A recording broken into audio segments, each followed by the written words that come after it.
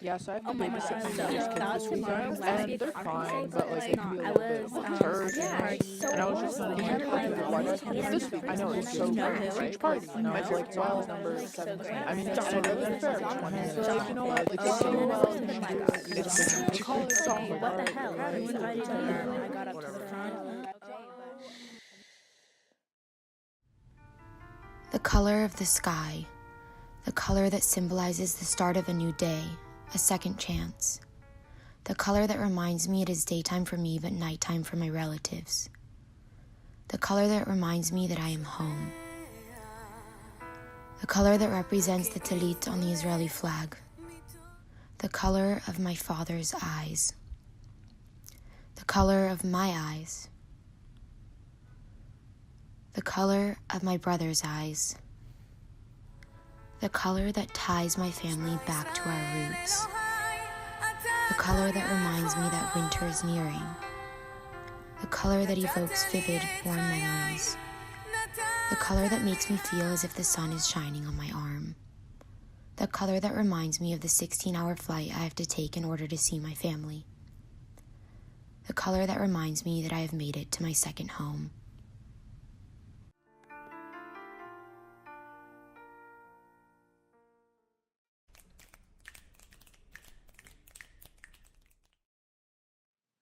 Eyes in all shapes and sizes surround me. My mother's, my aunt's, my sister's, my cousin's.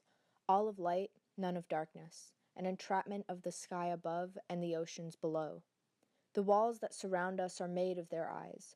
The plaster created from multi-shaded irises. These walls have watched me grow. Their Spider-Man posters and football trophies are themes of my childhood. They've absorbed our movie nights, our bilingual voices echoing the lines spoken on the screen. They bear witness to the evenings when we wake up at 3 a.m., jet lag, nightmares, or night hungers. For all these, the same cure was made. Aunt's hands toast bread, sweep Nutella over brown sleeves, pour chocolate pudding over the top, flattening it down with the toast's identical twin. Then it was back off to the land of dreams, our mattresses waiting in a room of hearts beating and loud breathing. The walls encasing me in a sea of comfort, my family's eyes watching over me as I shut my own.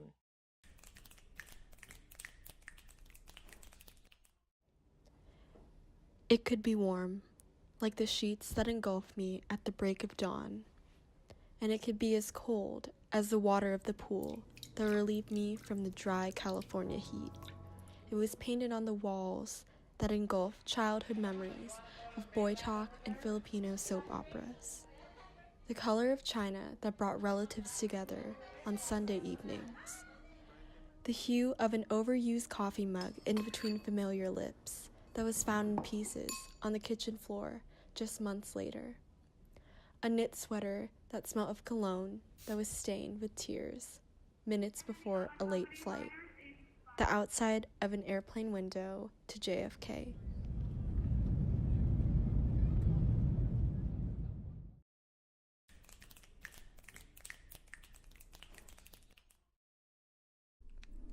Three stars framed the sun, the shade of peace over war.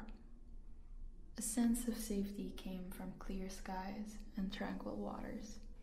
The smell of salt water was sharp on a child's nose, but the cold water and the soft breeze called me to brave the burning sand and to dive in. The fear of drowning was washed away whenever I floated into my mother or father's arms. Sticky from the salt water, I dealt with the discomfort whenever I formed imaginary faces on the sand that I would then watch the waves pull away. The fizz of beer cans and beer bottles marked the sunset. The water began to match the shade of my little matching rash guard and shorts. My friends, my brothers, and I would watch the merry mood of the night kick in, or maybe it was their intoxication, but the adults would begin to sing, and the cicadas, as if they understood, would begin their accompaniment.